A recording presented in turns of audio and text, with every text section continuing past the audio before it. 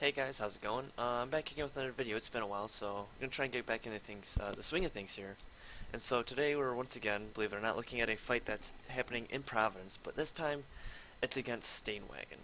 So we're looking here in the Aegis patch, and there's a couple things that have changed since the last video. The main thing that we've seen here is the meta as a whole has shifted more away from the Ishtar, as the Ishtar's gotten more and more nerfs, and we're seeing a lot of people pick up other hacks or just other hacks to compensate for that. So one of the things that people have been using a lot more is Cerbs. This combined with the fact that the missiles have been rebalanced in this patch makes it hard to firewall them. They get a little bit of help with their own equivalent of a tracking computer and the tracking amplifier for the low slot and the mid slot. Makes it a little bit more viable. So this is actually, I mean, you can see the battle report here that Providence actually ends up winning this by a decent amount, I would say. I mean, they're killing. They essentially trade very close to one. They do trade 1-for-1 here, but since they're killing these Tech 2 Cerbs, they're losing a lot more ISK, and I believe they're on the defensive here, so it makes it better for them. But I haven't seen this video as always, but I'm actually really surprised that this fight goes in the way for Providence. Um, Stainwagon here, they're flying these Cerbs, and they actually have a very good native resist simply to kinetic thermal, which is what these Nagas are going to be putting out. There's a good amount of tornadoes here, but I don't think they're going to be doing much. So when I first saw this video, or when I saw this battle report, my first instinct was that these bombers here are going to be doing some work on these Cerberuses. So with that being said, let's just go straight into the video. This is real time audio, all that good stuff. So we'll get to actually see what goes on, and I'm actually really curious to see what happens because I have no idea. Especially after the Sky intro says like, yeah, we kind of messed up here. So we're sitting 90 kilometers, 96 kilometers off of a gate here. Looks like the Serbs are about to jump in from what we can see here. So I'm kind of curious as to what happens. Get that Lonely Cerbs, get the Lonely Cerbs, bubble up now, bubble up now, bubble up now. Just touch a little bit. Second target is Captain and the Scimitar, second target is Captain is... So this is actually a really, really, really good range for the Nagas to fight. They're putting themselves 80, 90 kilometers off. Looks like this guy might be, the guy that we're seeing the recording from actually might be on top of the Logi, so maybe these guys are closer to 60 or 70. But still, even then, that's a really good distance to be. That's right on the range of where these Cerbs are going to be hitting, and I don't think that the Cerbs can hit them at that range, because I don't believe these guys are running any tracking amplifiers or anything like that. So, this is actually a situation where this is just a situation where I think Providence can just plow right through them at range, not do anything, and it's going to be really in their favor. Jumping into them also is very questionable here. You can see that they're locking up the Scimitars 95 kilometers off, so this will be very easy to hit, and this will be a very easy kill too. So, he's going to call that... Johnny, he's going to call that... Johnny. Maybe not. So he's calling Scimitars. That's kind of what we can expect here. I mean, if anybody ever puts a Scimitar or any logistics right in your optimal range, you'd have to be a fool to not at least consider. You would be a fool to not consider trying to shoot it. It doesn't mean you have to primary it, but if you don't even look at it as a potential option, then what are you doing?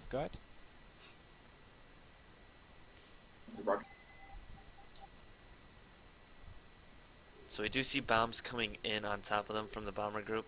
Keep on Johnny, keep on Johnny, keep on Johnny. We'll see how much of a spike that does. I think that slice just died to the reps. Or to the bombs, rather. So I don't really like that he's calling Sice now. It's kind of okay to call a Sice here. Like, you couldn't kill the Scimitar, so I guess it's fine in that regard. But instead of shooting the Scimitar first, why not just shoot the Sice first? Like, they have a lower tank. They don't have Tech 2 resist or anything, so they're easier to kill. And especially, after the rebalance that happened to cruisers a long, long time ago, Tech 1 Sice are very, very cost effective when you compare them to Scimitars. So this isn't necessarily a bad primary. It's very much optimal in that regard. Because you're removing a decent amount of rep power. So if you can kill the Scimitar here, then it's completely useless to shoot Sice, because you can just kill Scimitars. Keep on the skimmy, keep on the skimmy. And then if for some reason this fight escalates and you somehow can no longer kill Scimitars, then at the very least you have the fallback to going back to those Sice, which do have a lower tank. And the Scimitars do still have more repping power than the Sice. So clearing them is still if you're going to be able to kill both of them, it's better to kill a scimitar since it'll be more effective on the field, so to speak. Next target is Primus in a Sentinel.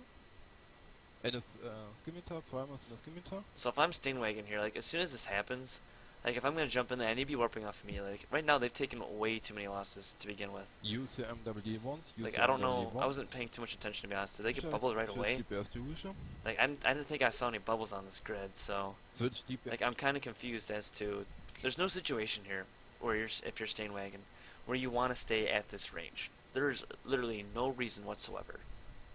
So as soon as if you want to jump in, that's fine. You know, if there's any dictators on top of you, kill them. But right now there isn't any. So this is a very easy situation where if you're stainwagon, okay, everybody aligned to Celestial. You know, these guys coming in, these are going to come and tackle you, kill them, and then warp off. Maybe you lose these couple of these scimitars, but keep on Husha. I think they need to go. They need to get off way quicker. Like even right here, you know, what is going to point your fleet? You have 1, 2, maybe 3 ships that are going to point something. You have 90 people. Just get off grid, keep your scimitars alive as long as you can, and do something else with it. So they're getting bombed again. I really wish this guy locked up more than just one target, because I want to see how this spike is doing. I think this initial spike is. This initial spike might be from bombs. I can't really. Well, no, this actually makes sense. I was thinking of it the other way around from the missiles, but no, this is just the Nagas shooting it. I'm pretty sure. Use the MW once. See, now here you are. You know, since you waited for so long, now you're getting bubbled, and now you can't get out. So this gives a Providence FC that much more time to shoot whatever he wants, because now you're in an even worse situation where, well, you know, now I can warp off, but I'm going to lose half my fleet. You know, so then you have to kind of ask yourself the question really, really quickly at that. You know, well, if I lose half my fleet, I probably can't fight. But if I stay in this bubble for, you know, who knows how long, try to burn out of it, how much of my fleet's still going to be alive? So I don't want to say this fight's pretty much already over, because these Cerbs, if they get on top of these Nagas, are going to absolutely destroy them. Which, I mean, we even see that, you know, we saw in the battle report, they lose a fair amount of battle cruisers. No Union farming, no but, Union farming, Union farming. I mean, at this point, secondary is Cerbs. At this point, it's going to be rough business.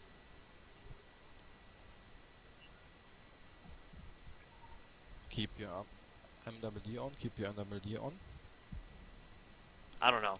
This is really dicey for Stain. I don't really like this from Stainwagon at all, because it seems like at this point your best bet is to honestly just burn at the Nagas, but that doesn't really do anything, because they're pretty much, you know, you're looking at, you know, tier 3 battle cruisers versus these Cerbs, roughly equal speeds. You're not going to be able to really gain distance on these guys. So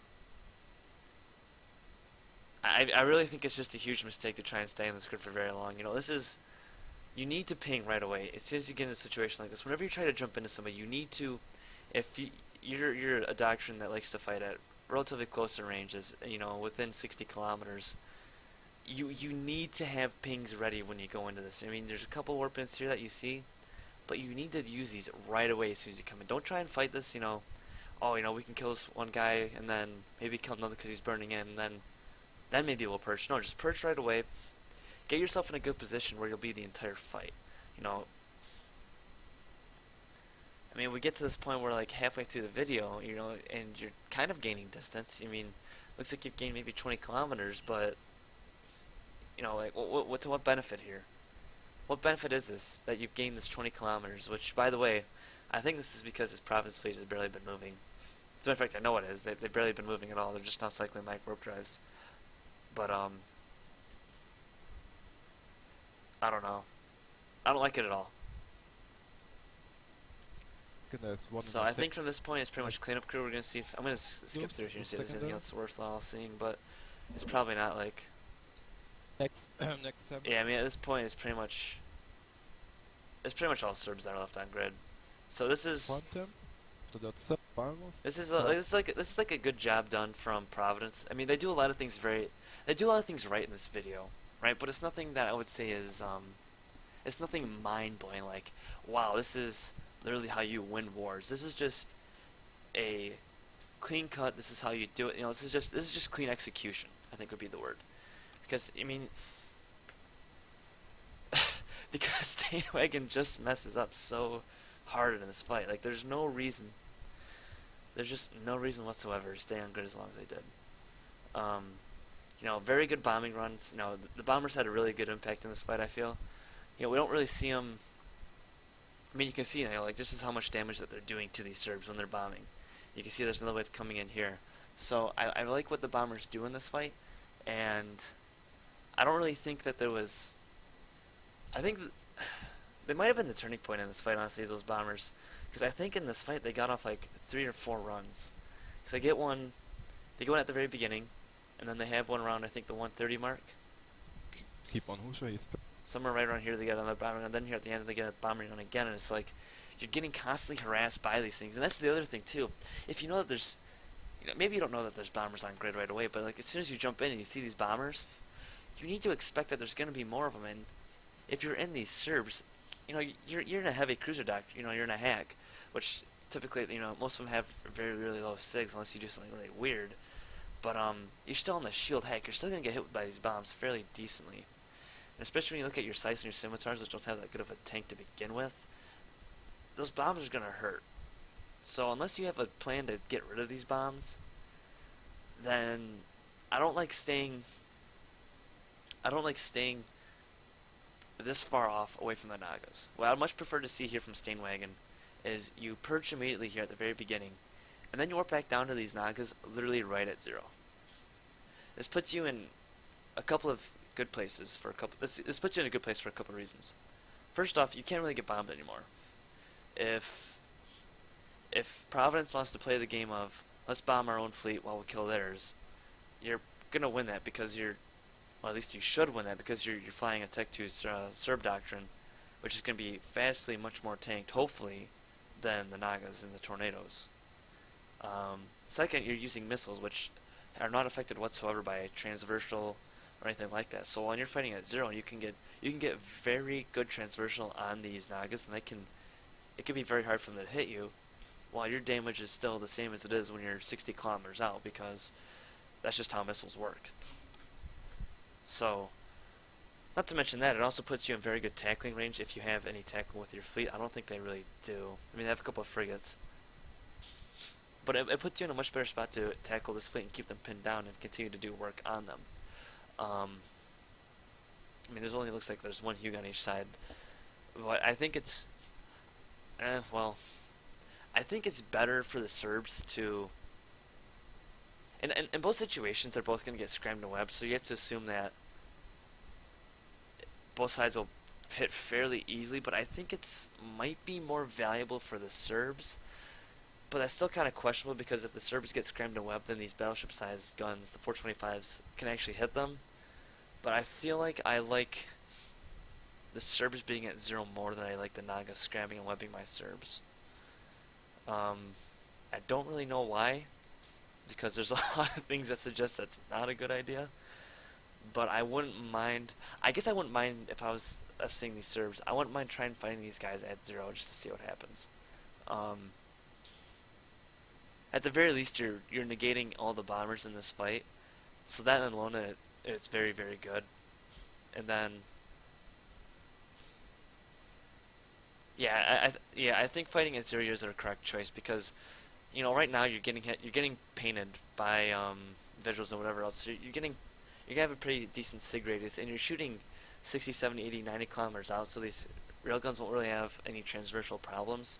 So I think if you get at 0, even if you both sides essentially trade scrams and webs, trade hard tackle onto each other, I think the Cerbs come out ahead. So I wouldn't mind seeing the Cerbs do that. But beyond that, I mean, it's kind of a question of why do you take this fight? Like, I know it's stainwagon, I know it's a bunch of Russians, but this is just a very foolish fight to take, I think. So, once this first bombing run comes in, target is kept in I think after the first bombing run you're still fine, but once the second bombing run, I think this is the second bombing run comes in. Let me try and do something here. We're gonna speed this up just a little bit.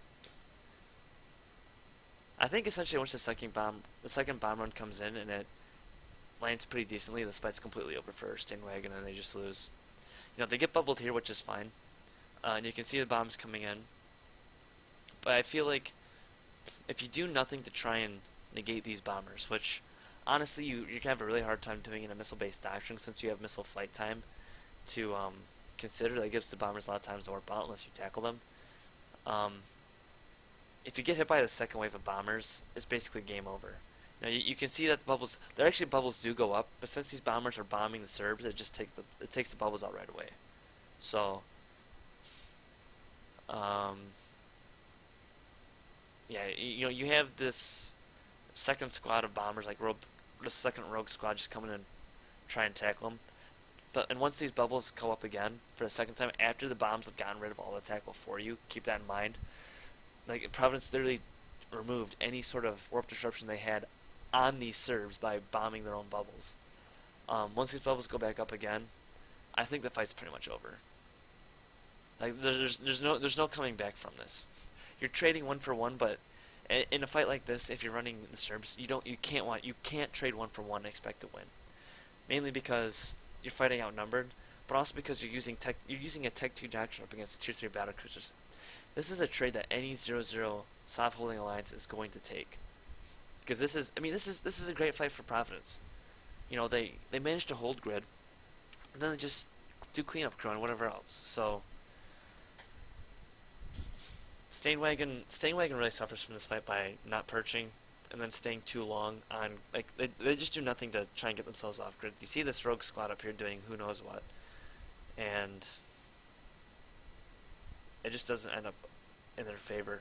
I'd be really curious to see as to how this fight actually unfolds. Like, there's some mention here in the beginning about how there's something bad happened, like the fleets got separated or whatever else.